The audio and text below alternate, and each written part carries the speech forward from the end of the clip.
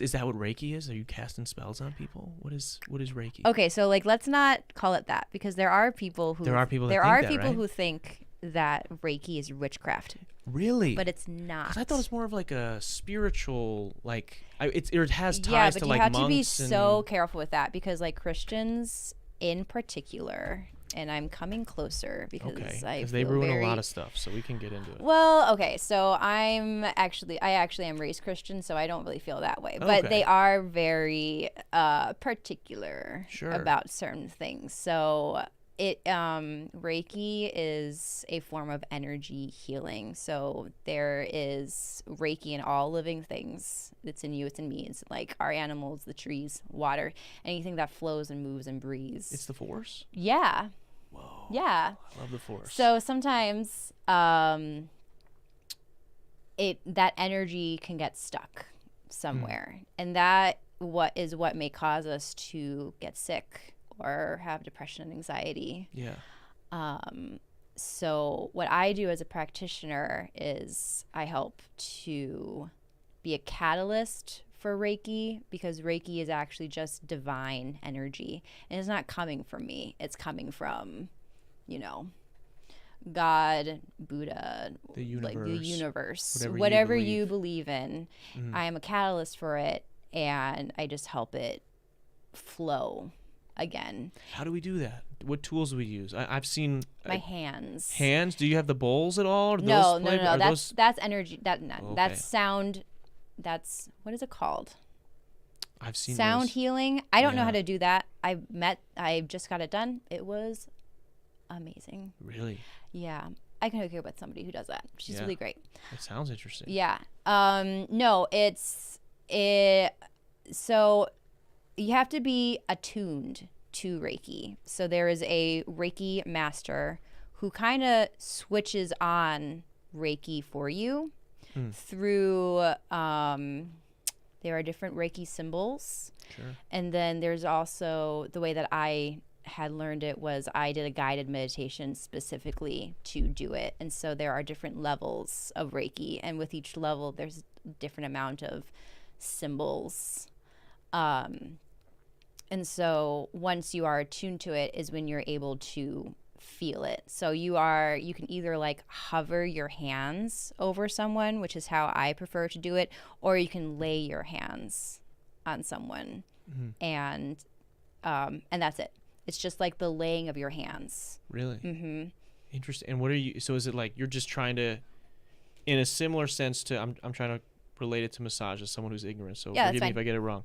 So you're essentially, in the same way that like with the cupping, right, we're bringing blood flow to an area, are you just like sort of unblocking? Yeah, it's like bringing energy flow to an area. Interesting. Yeah. So and it kind of, it's all about feeling. It's not kind of the same way that massage is about feeling, where you are physically feeling the muscles being tense. Yeah.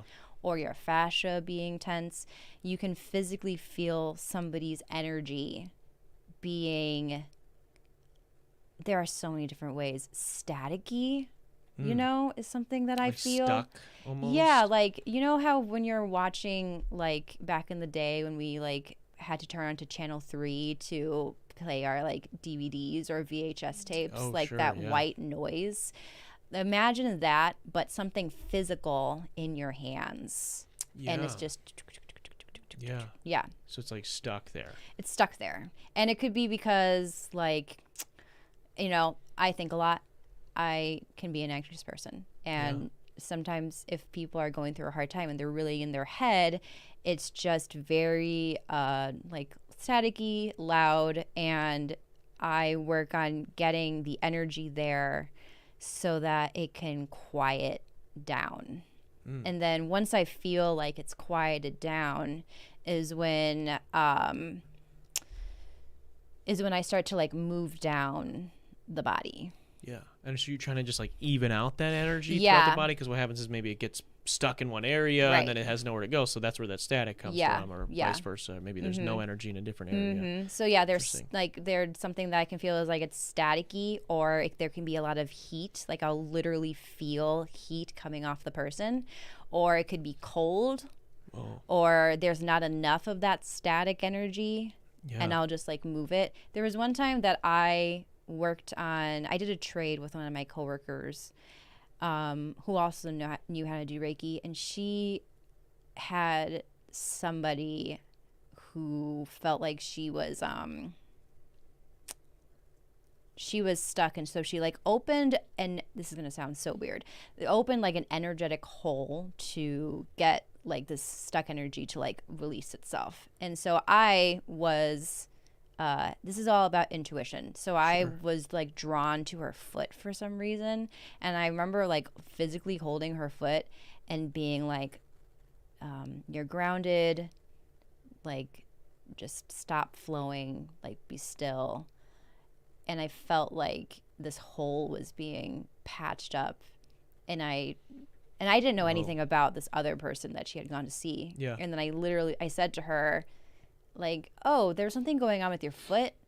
Yeah. And she said, oh yeah, I went to this other practitioner, and they said I was like, there had too much energy in there, so she opened it back up. And I was like, oh, that's so interesting, because I feel like it was open and now it needed to be closed. Yeah.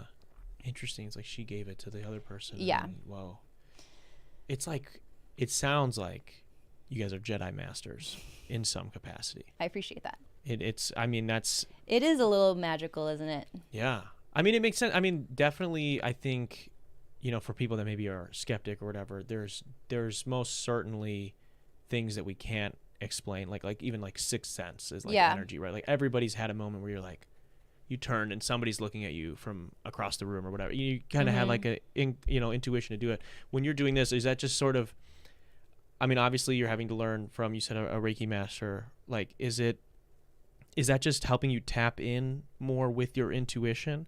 Yes. Like you're sort of like trying to just become more in tune with allowing yourself to go. Cause like the foot thing, like if you were in your own head about it too much, like you'd probably be like, oh, that's a weird thought, like whatever, but you have to just sort of be able to like allow this energy to move you. Yeah. So that's so interesting that you say that, because when you first all around you, you can really feel like when you walk into a room, it's like you can physically touch something, like you're pushing against something and you're really aware of it.